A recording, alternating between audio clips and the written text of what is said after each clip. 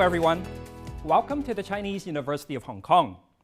This is the first of a series of online talks that we are putting together, which hopefully will help rekindle the fire of learning, so to speak, even in the harsh winter of COVID-19. Now, for today's meeting, I've chosen a more general topic which concerns the impact of the so-called Fourth Industrial Revolution, or Industry 4.0, on higher education. But before we begin, I should emphasize that I don't intend this to be a lecture. Rather, I hope my general introductory remarks will help set the context and then spark a discussion. Now, I think most of you will know that the challenges brought about by the Fourth Industrial Revolution are both serious and complex, and they are already here. So against pressing global challenges and intensifying disruptions, what do institutions of higher learning have to do to adjust, to respond, in order to achieve their mission in education, research, and service to society? And at a deeper level, really, the question that we need to be addressing is this: what actually does it mean to be an educated person in the 21st century? Can we still continue to rely on tested, established notions of being an educated person, older sense of educatedness in today's context? And that is the question that I would like us to focus on. Now, if we reflect on the idea of higher education, it is, of course, a key part of any culture, and institutions of higher learning have a very long history.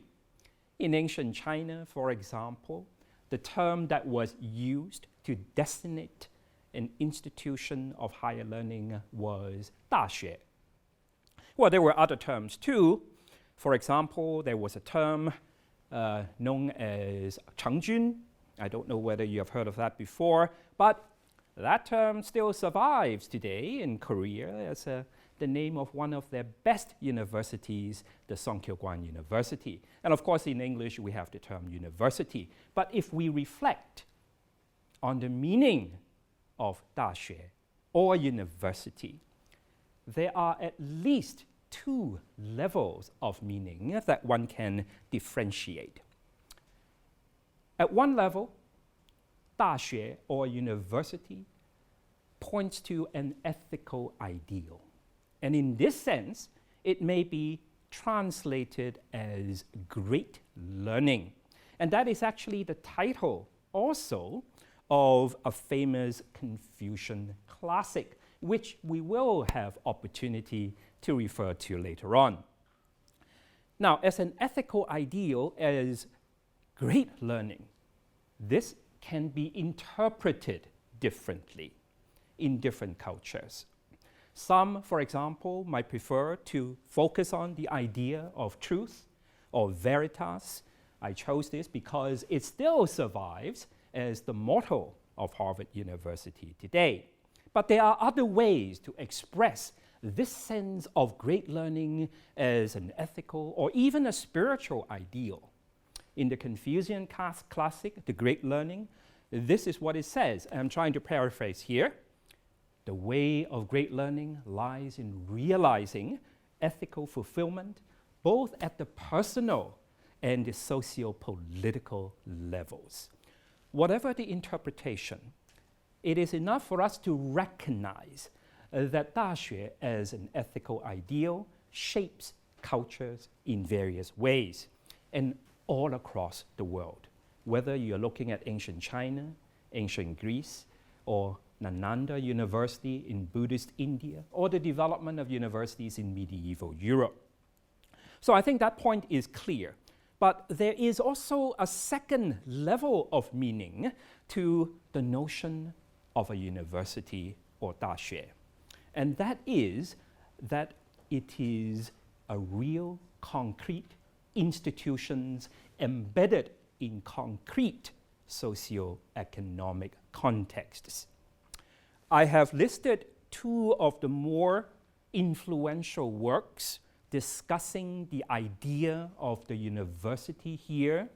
On the upper right of the screen, the idea of a university by Cardinal Newman sparked a whole series of discussions on the meaning and purpose of a university. And in the 20th century, the idea of the university by Professor Pelikan, who used to taught at Yale University, also was a very influential work in this area. So I would encourage all of you to take a look at these two works. As a socio-economic institution, it is important to emphasize that a university, any institution of higher learning, always reflects and must respond to the changes that shape society. And what are the forces that are shaping society today? The various global challenges that we are now facing with are, I don't even know where to begin, you name it. Climate change, which should properly be understood as a climate emergency now, global warming, rising sea levels, which for places like Hong Kong or Singapore should be recognized as real existential threats. Whether you're talking about rapid urbanization, demographic shifts, how many people do we have on this planet today? About 7.7 billion, and that is set to grow by another 2 billion in the next couple of decades. And even while global population continues to grow, some societies have to contend with a rapidly aging population. And then we are also seeing the development of megacities with more than 10 million inhabitants, which certainly are putting a great strain on sustainable development. So all these are important, but I think for today, for our purposes, I would like to focus just on the impact of technological development, the impact of new technologies on higher education, and that usually is captured by the phrase, the fourth industrial revolution. So what is the fourth industrial revolution? If you think about technological change, what is different today compared with previous industrial revolutions? First, change is now pervasive, affecting practically every single aspect of human existence. And second, technological change today is growing at an unprecedented speed. Just think about the telephone. When was the telephone invented? 1870 something, and it took a long time before it became ubiquitous. But just think about this. How long did this take to reach practically every single corner of the globe? It took WeChat only just over a year to reach well over 100 million users. So the speed of technological change today is really tremendous. Now, because of this, technological change is also causing major disruptions. And I'm not even talking about just abuses, misuse of technology. I don't think I need to cite any examples here. But what is perhaps even more of greater concern is that there are harmful, unintended consequences as well to technology adoption. Who would have imagined that cyber internet harassment, for example, could become this serious. I don't think that was anticipated and certainly not intended. So that is the context of the general discussion for us today.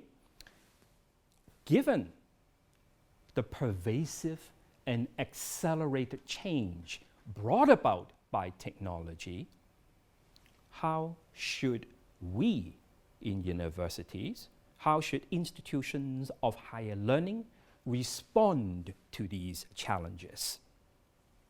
If you think about the future of learning,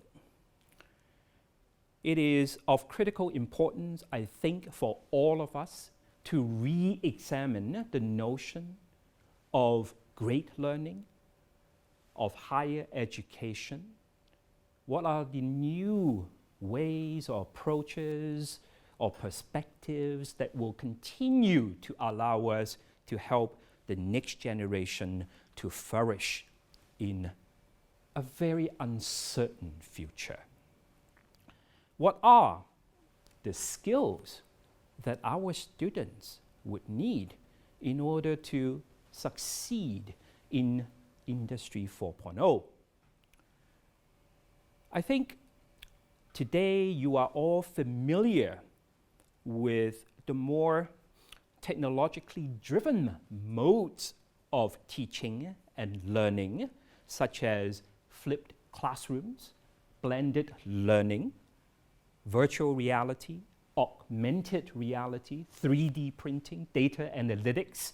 These are all very important and helpful because, in particular, they help to promote interactive learning as opposed to a more passive consumption of knowledge and lectures. But while we welcome these developments, and I think this trend will continue to accelerate precisely because that technology is developing at breakneck speed today. But having said that, having recognized their importance and helpfulness, I think it is also important to distinguish between the modes of delivery on the one hand and the learning outcomes that we seek to deliver on the other. The first point I want to make here is that in the face of the challenges brought about by the fourth industrial revolution, there is a serious need for universities to consider revising, redesigning, reconceptualizing their core curriculum, and specifically to include a good dose of digital literacy. Just think about this. The students who will be joining the university in the future, and many today even, they have grown up really in a technology pervasive environment. They are truly digital natives. At most, I probably would only describe myself as a digital refugee, trying to learn as much as I can in the face of all these changes. But the students joining us in the next few years, in the next decade, they would be so adept at technological use, and we need to take that into account as we think about the kind of teaching and learning that we would want them to have. And certainly the work environment that these students, when they graduate, when they go out to join the workforce, they will require a much greater mastery of technology than what students a generation ago had to do. Innovation, I think it goes without saying, will become increasingly the main driving force of the knowledge economy. So if you put all these together, one could argue that the technology quotient of a person or a population will have a positive correlation with their economic health. And for that reason, I think it is important for us to seriously consider that digital literacy should become a key part of the university core curriculum. If you think about this, education used to be measured by literacy and then numeracy. So I think what I'm suggesting is that going forward, the notion of an educated person certainly would need to be expanded further to include a good level of digital literacy as well. But having said that, and I'm taking this from a widely cited report called Global Talent 2021, while digital skills are important, there are also other aspects of knowledge, of education that are equally important, and these include global skills, for example, in understanding global markets, in managing a multicultural workforce, agile thinking, interpersonal skills. All these would remain important in Industry 4.0. And sometimes all these are grouped together and described as soft skills. What this means is that mastery of technology alone would be insufficient to succeed in the fourth industrial revolution. The strong cognitive ability and communicative ability need to be balanced by an equally strong sense of emotional intelligence, cross-cultural sensitivity, the ability to work with people, ethical awareness, empathy, and much more. Curiosity, imagination, these would remain decisive even as technology continues to progress. Now, soft skills certainly should not be understood as something that are not important, that can be dispensed with. Rather, they really should be understood as core, indispensable skills that would complement one's mastery of technology in the future. Soft skills are like, perhaps skills is not quite the right word. Cognitive ability, communicative competence, what we want to see is that they become habits of mind. They become something that really is a part of a person. It is not a skill in the sense of something external to a person that one simply picks up and then may forget. Rather, the point here is that these indispensable core skills, when they are totally internalized, will define the person and will be able to enable the person to flourish even in Industry 4.0. If I may use a culinary metaphor, I think that is appropriate, especially in a place like Hong Kong, where food is so wonderful. Digital literacy, you can consider it as a new, exciting ingredient in the education soup, so to speak, of today. But, and this is an important but, this does not follow that the other ingredients then can be displaced or ignored. Rather, what we are trying to suggest here is that different ingredients should come together in a harmonious way to form a well-balanced education. Rebalancing human-centered and technology-enhanced learning then will shape the future development of higher education in the 21st century. Gain in technology quotient yeah, it's good, but there is also a potential risk that we end up with a kind of deficit in emotional intelligence, especially as we become increasingly reliant on technology and machines. Just think about how many people always look at their handheld devices even while they are having a dinner with their family members.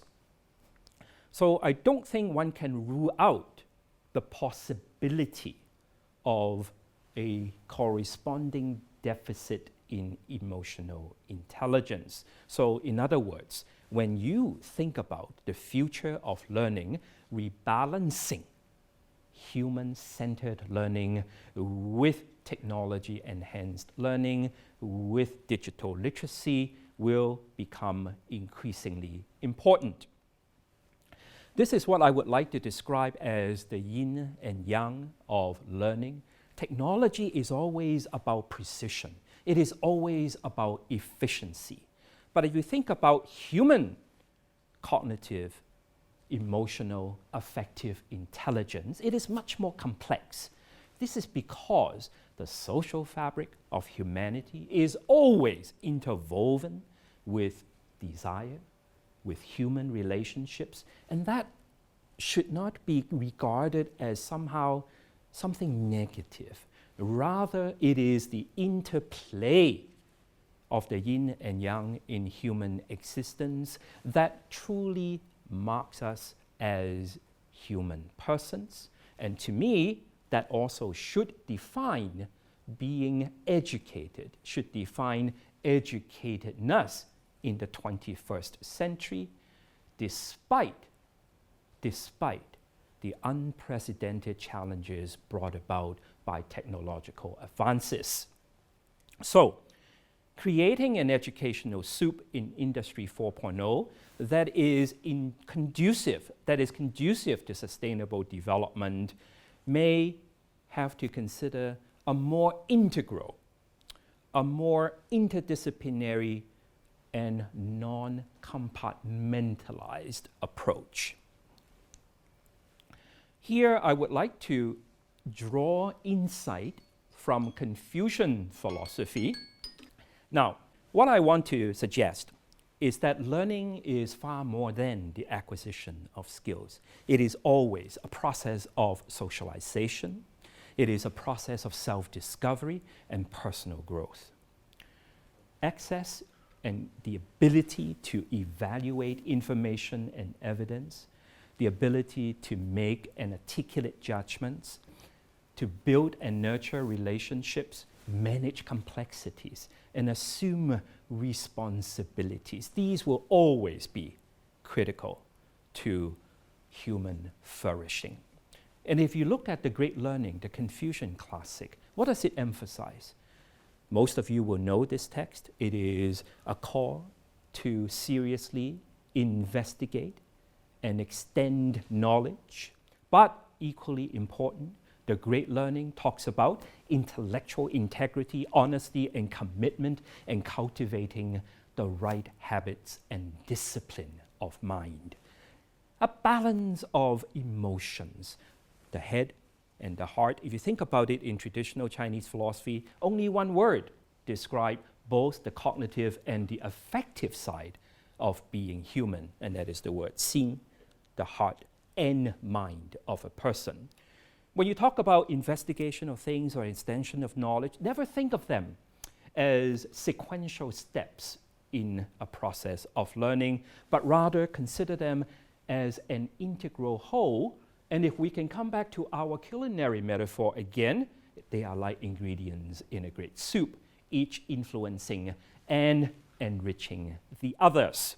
They are, as the text also suggests, prerequisites to negotiating complexities.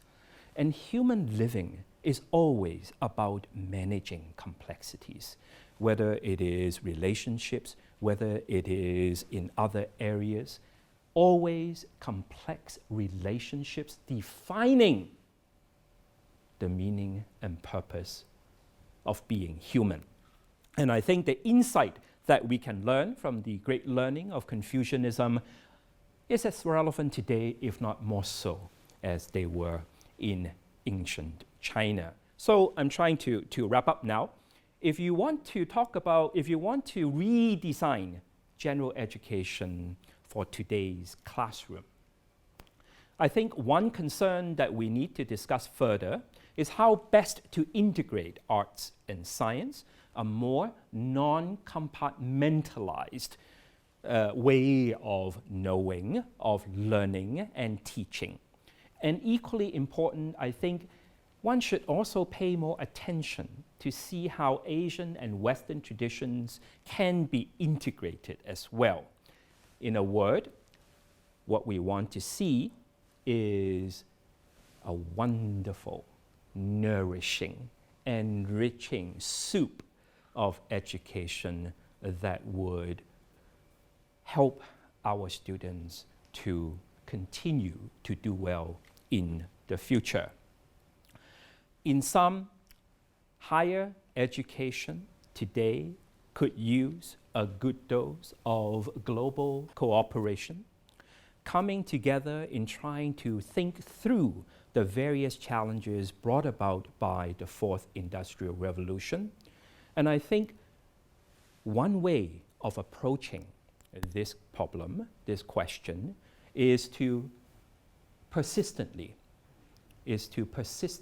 emphasize that artificial disciplinary barriers may not be optimal to learning and education.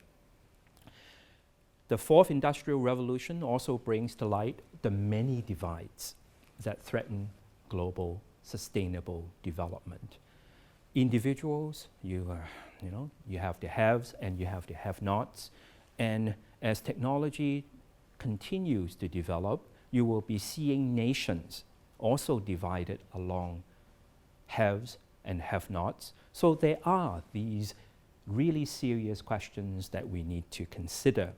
And in this context, I do hope that universities in Hong Kong, universities in Asia could take the lead in ensuring that advances in science and technology would bring about meaningful benefits for not just corporations, not just businesses, but really for the benefits of humanity with responsible innovation and sound governance. I'm really sorry I was hoping to finish this in 20 minutes, but I took a bit longer, but I really should stop here. And I would welcome any questions and comments you may have.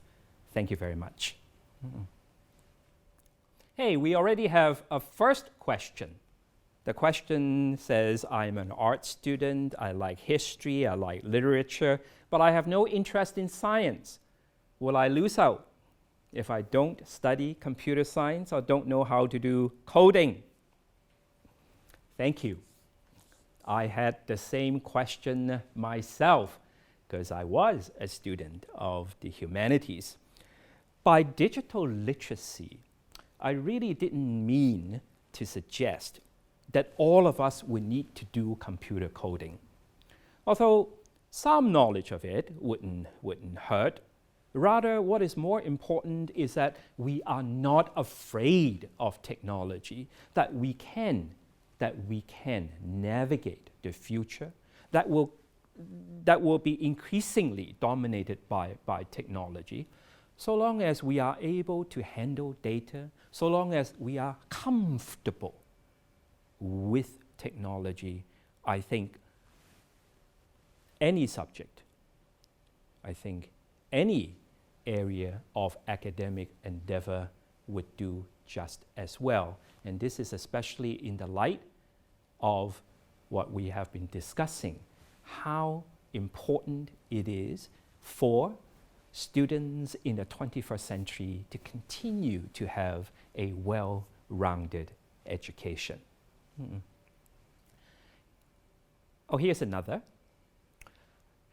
Let's see. This question is concerned about Okay. In the future, more and more jobs will be done by machines. Then why is interpersonal skill still still important?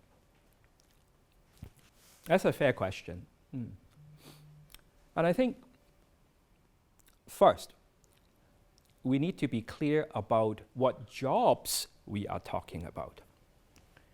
I think it is quite clear that a lot of the production, a lot of the transactional jobs may be done by machines.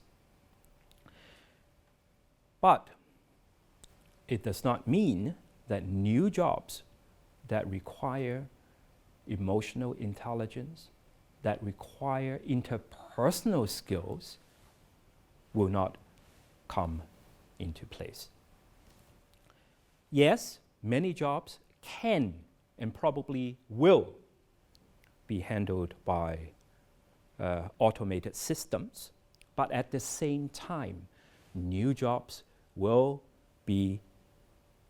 come to replace these more traditional transactional work, because you do need people to ensure that productivity continue to go up with direction.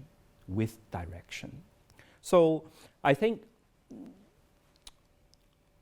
the future, of course, is hard to predict, but at least I think we can be fairly confident that at this stage, at least, we are not talking about human beings being replaced by machines. This one, This question is, what is Confucian philosophy all about? Oh, thank you very much. That's a wonderful question. It's what I've been trying to understand for the past several decades. I don't mean to advertise my own work, but I did do a MOOC. It's called Explorations in Confucian Philosophy, which of course you're all welcome to take a look at. In a nutshell, I mean, it will take us another lecture at least to even approach this question. But I suppose I would say that fundamentally Confucian philosophy, like other traditional philosophies, is always about the meaning and purpose of human existence. It's just that the starting point of Confucian philosophy is quite different from some other traditions in that it focuses on the human person as being a part of a web of relationships, as being a part of a network of values. So if you understand the human person that way, then managing the complexities of human values and relationships would become very important. And secondly, what Confucian philosophy wants to accomplish is precisely how to become fully human, not only in a biological sense, but human being as also an ethical being. I mean, I could go on, but I see that there is another question already flashing on my screen. And this one reads, do you think an educated person would automatically become a qualified member of the public intellectual? Interesting. The short answer is this. I think an educated person has a responsibility to contribute to the public good. I think public intellectual is just a word. But does an educated person have a privileged position when compared with ordinary citizens in discussing, in contributing to the social good? That I'm not too sure.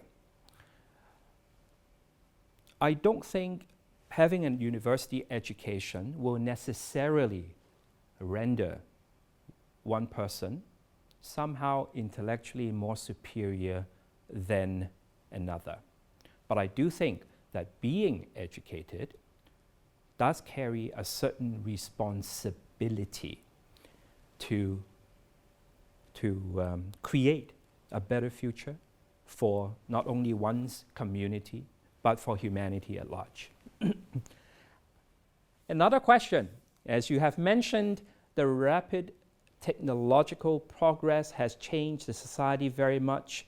People can now stay at home and browse internet, get much more information than they need, all the information that they need. So how should the university differentiate itself from the internet and continue to serve as a necessary and indispensable education for the young people in this new era? Thank you, thank you. Yes, I have no fear that universities will disappear in the foreseeable future. I have no fear that even, I think it is conceivable that in the near future, all of us will be carrying a personal knowledge assistant anywhere, anytime, 24/7. If we want to find out something, there it is. But no knowledge education, as I was trying to suggest, is of course a lot more than the acquisition of information. Information needs to be sifted, needs to be validated in order for a person to make an informed judgment. And this ability is nurtured in a learning environment that emphasizes personal holistic growth, that emphasizes interpersonal collaboration, that emphasizes crossing boundaries and expanding one's intellectual horizon. And I think that is really what a university should be focusing on. Another question, how can university curriculum nurture digital literacy? For most university programs, digital literacy is not included in the university program. Thank you. So these universities that do not pay attention to digital literacy will have to change. It's as simple as that. And I think in time to come, in some countries already this is happening, even at the primary school level, you are already seeing some basic introduction to the digital world. And I think it is simply a question of time when university curricula will also need to adjust. And I don't mean simply that we add a course on computer science here, on coding there, but even in the humanities, even in the social sciences. Now we are talking about digital humanities, now we're talking about computational social science, and all these, I think, will become increasingly mainstream in university curricula. I'm so sorry. I think we are running out of time. I see my colleagues are already giving me very furious looks that I should stop. Let me just say thanks again and goodbye for now.